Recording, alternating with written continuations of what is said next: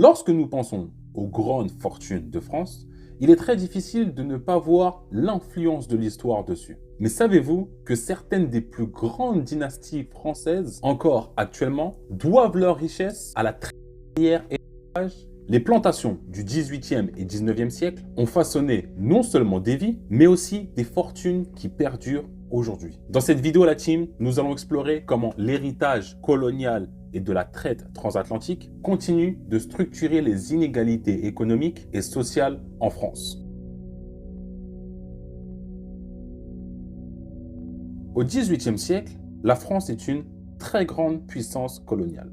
Des familles aristocratiques et bourgeoises se sont enrichies grâce à la traite négrière et l'exploitation d'esclaves dans les colonies des Antilles, de la Réunion et de Saint-Domingue, aujourd'hui Haïti. Ces familles possédaient d'immenses plantations de canne à sucre, de café ou de coton, qui étaient les moteurs d'une économie florissante basée sur le travail forcé des esclaves.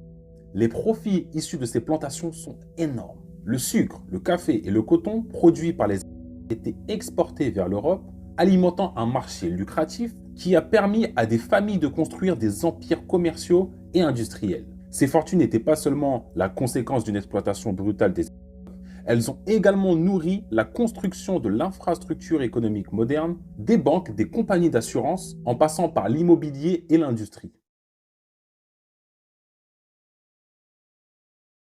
En 1848, l'abolition de l'esclavage en France semble être une victoire pour l'humanité. Cependant, une partie de l'histoire souvent négligée est celle des indemnités versées aux anciens esclavagistes. Ceux qui avaient perdu leur propriété, des êtres humains réduits à l'état de biens, ont reçu des compensations massives de la part du gouvernement français. Ce sont ces sommes qui ont permis à de nombreuses familles d'ajouter encore à leur fortune. Ces indemnités n'ont pas seulement été un geste symbolique, elles ont renforcé la domination économique de ces familles, leur permettant d'investir dans de nouveaux secteurs comme les banques, l'immobilier ou même les premières industries, comme je l'ai dit tout à l'heure. Au-delà de l'histoire des plantations, l'héritage de l'esclavage continue de se manifester dans les grandes familles françaises d'aujourd'hui.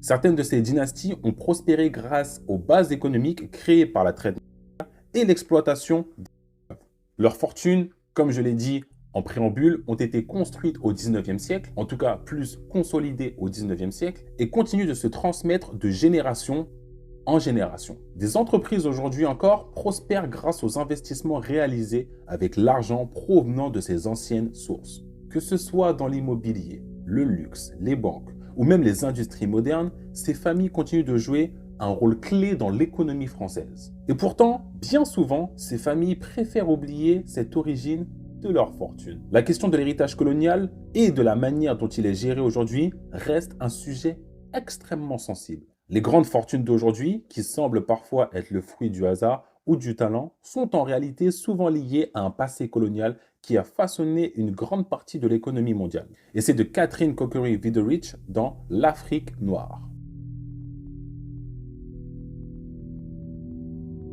Loin d'être un simple problème de mémoire, l'héritage de l'esclavage est également une question de justice économique. Peut-on vraiment ignorer les liens entre les grandes fortunes d'aujourd'hui et le système esclavagiste qui a enrichi une partie de la société au détriment d'une autre? Les demandes de réparation économique et de reconnaissance du rôle que l'esclavage a joué dans la constitution de certaines fortunes se multiplient. Des militants, des chercheurs et des historiens appellent à une prise de conscience collective, à un examen plus rigoureux de l'impact durable du passé colonial. Certaines voix réclament des compensations ou des mesures réparatrices pour les descendants des esclaves, mais ces demandes se heurtent souvent au silence ou à des justifications économiques. Ce n'est pas seulement une question de mémoire, mais aussi de justice. Les inégalités économiques que nous voyons aujourd'hui trouvent leurs racines dans cette période. Et c'est de Pape Ndiaye dans La Condition noire.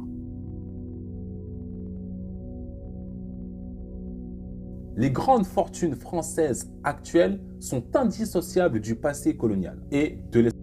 Ces familles, loin de se cacher d'une façade de réussite individuelle, doivent aussi reconnaître l'origine de leur richesse et son impact sur les inégalités sociales actuelles. La question des réparations et de la reconnaissance du passé reste ouverte. Nous pouvons et surtout nous devons en parler. Et vous, que pensez-vous de cette situation? Donnez-moi vos réflexions en commentaire. Comme d'habitude, mettez un petit pouce bleu pour le soutien, abonnez-vous à la chaîne si vous êtes nouveau et surtout activez la cloche des notifications pour ne rien rater de toutes mes prochaines vidéos. C'était ton boy Jimmy. Peace!